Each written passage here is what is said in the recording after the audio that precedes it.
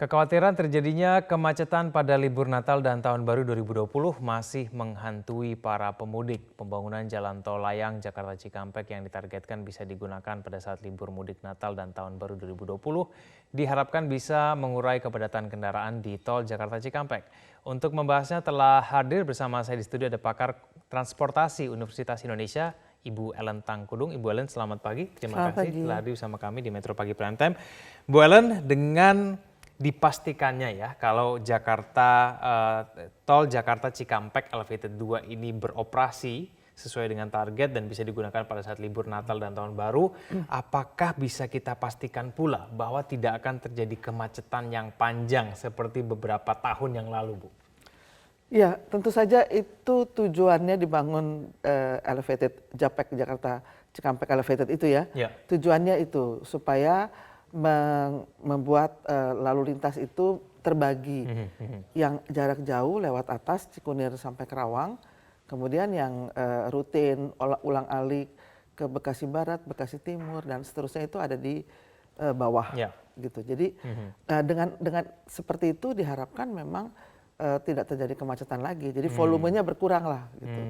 Dan kita lihat kemacetan yang terjadi kemarin tuh kan bukan saja karena kapasitas, tapi karena ada pekerjaan jalan. Di situ kan ada LRT, ada itu elevated, ada high speed train juga ada train di situ ya. Jadi itu yang membuat kemacetan. Nah sekarang Japeknya sudah selesai, elevatednya sudah selesai, kemudian LRT-nya juga sudah selesai dalam arti secara konstruksi juga tidak ada lagi. Yang masih ada itu kereta cepat. Ada di sisi tertentu ada kereta cepat yang masih agak mengganggu. Sekarang masyarakat bisa tenang, Bu, nggak perlu was-was gitu nanti kalau misalnya mau liburan Natal keluar kota begitu nggak akan kena kemacetan atau gimana, Bu? Harusnya sih seperti itu. Kalau yang dimaksud adalah kemacetan di jalan Jakarta Cikampek, kalau yang dimaksud itu harusnya memang tidak terjadi kemacetan lagi. Karena selain Japek Elevated, di situ juga ada alternatif lain yang juga sudah beroperasi. Di sisi yang lain adalah becak kayu. Ya kan, itu menjadi alternatifnya Kalimalang juga. Nah, kemudian ada jalan tol Jakarta Cikampek sendiri. Saya pikir kalau misalnya bisa beroperasi itu sangat menolong. Tapi tantangan terbesar dalam persiapan menjelang libur Natal dan Tahun Baru, Bu, kalau kita bicara mengenai persiapan menyiapkan arus lalu lintas begitu ya supaya tetap lancar, apakah memang di Jakarta Cikampek itu yang paling utama tantangan terbesarnya? Ya, 3 tahun terakhir lah ya, itu memang di situ Jakarta Cikampek. Kemudian yang di menuju Jawa Tengah, Jawa Timur kan sekarang sudah ada jalan tol Trans Jawa yang sudah tersambung, sehingga itu bisa sangat difokuskan ke sana untuk supaya lalu lintas lancar. Artinya koordinasi antara berbagai pihak untuk pengaturan lalu lintas itu bisa melakukan berbagai rekayasa lalu lintas di situ, gitu, untuk memperlancar lalu lintas. Karena jalan tol Jakarta Cikampek itu juga punya alternatif, yaitu Pantura yang saat ini, yang memang sudah beroperasi ya udah lama ya. Itu alternatif kan jadinya, sehingga kalaupun dibuat satu arah tetap ada jalan alternatif. Dan itu yang diharapkan kalau ada rekayasa lalu lintas, orang tetap punya jalan alternatif. Ketika misalnya satu arah ke arah timur, yang orang mau yang ke arah barat, itu tetap ada jalan alternatif. Baik, ini karena kita tahu bahwa Japek Elevated ini 34 km ya, Bu ya. Kemudian pertama untuk masuknya kan dari wilayah Cikunir, lalu kemudian keluarnya di Karawang, Bu ya. Nah, ini fasilitas-fasilitas pendukung yang paling tidak perlu disiapkan segera untuk kemudian memastikan kenyamanan para pengguna jalan Japek Elevated 2 ini apa saja, Bu? Sebenarnya yang paling utama di suatu jalan tol, apalagi yang baru dibuka, itu adalah mengecek soal keselamatan. Ya, jadi faktor yang mendukung keselamatan, karena ini jalan elevated, jadi di atas, sehingga harus ada pagar yang cukup kuat, kemudian informasi-informasi melalui rambu dan marka yang sangat jelas, ya. kemudian ada lagi informasi misalnya lewat VMS ya, video begitu tentang informasi di situ, itu yang paling penting, faktor keselamatan. Jadi informasi, karena kan ini termasuk jalan baru, jadi mungkin masyarakat juga belum tahu ini apa, ini mau kemana, Jadi selain informasi di jalan tol itu juga informasi dalam hal sosialisasi, sosialisasi kepada masyarakat bahwa ini ada jalan tol. Terus yang penting juga masyarakat harus tahu ini tarifnya seperti apa sih, nah, gitu. Kalau mengenai tarif Bu, yang ideal berapa Bu sebetulnya kalau mengenai itu? Sebenarnya mereka sudah sedang menghitung. Jadi ideal itu kan ideal menurut siapa? Menurut masyarakat atau menurut si pengembang ya? Kan ada investornya di situ. Itu dibangun oleh BUMN dan itu ada perhitungan investasi di situ dan dari situlah baru dilihat seberapa. Mereka sedang menghitung.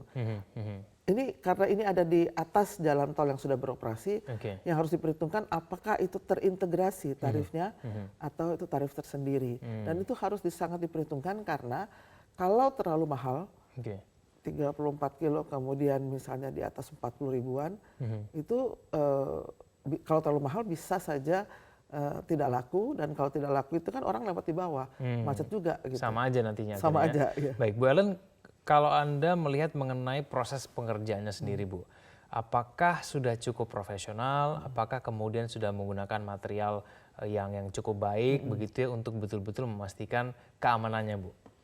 Ya, proyek-proyek ini yang kita lihat sekarang ini itu dikerjakan oleh kontraktor yang kontraktor besar. Jadi memang kontraktor yang sudah sangat pengalaman di pekerjaan-pekerjaan konstruksi sipil untuk jalan tol maupun jalan layang.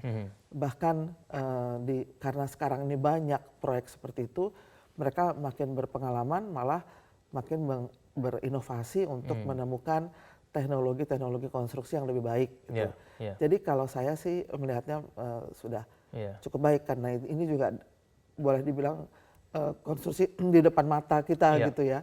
Karena kan panjangnya 34 km Bu, dan itu kan kemudian ada di atas.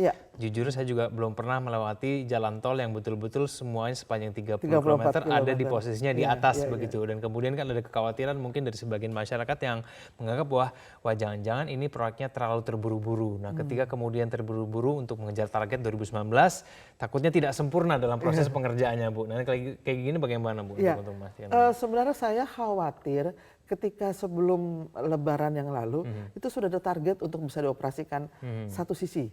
Nah itu yang saya khawatir, karena itu artinya terburu-buru. Tapi akhirnya itu tidak terjadi. Akhirnya dioperasikan akhir tahun ini. Dimundurkan gitu ya sedikit. Iya, dimundurkan. Rencana sih pertengahan Desember itu akan dioperasikan. Mungkin belum bertarif kali ya. Itu baru dioperasikan dulu. Nah itu cukup waktu gitu, bukan terburu-buru. Kalau ini yang waktu terburu-buru yang rencana yang itu sebelum mudik Lebaran yang lalu. Nah itu, itu banyak yang belum siap begitu Bu ya. Belum selesai begitu, mana mungkin gitu. Baik. Terakhir Bu Ellen, ini untuk saran begitunya yang mungkin patut kita perhatikan bersama persiapan Natal dan Tahun Baru, baik untuk kepolisian dan juga bagi banyak penyelenggara nanti, seperti apa Bu?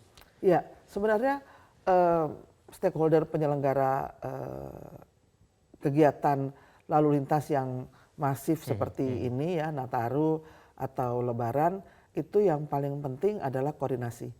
Dan itu mereka sudah laksanakan pada waktu-waktu yang lalu dengan koordinasi yang sangat baik, dengan teknologi informasi yang bisa digunakan, itu bisa berjalan dengan lancar. Itu dari sisi penyelenggaranya. Jadi antara penyelenggara jalan tol, antara kepolisian, dinas perhubungan dan atau Kementerian Perhubungan, itu koordinasi, itu yang paling penting.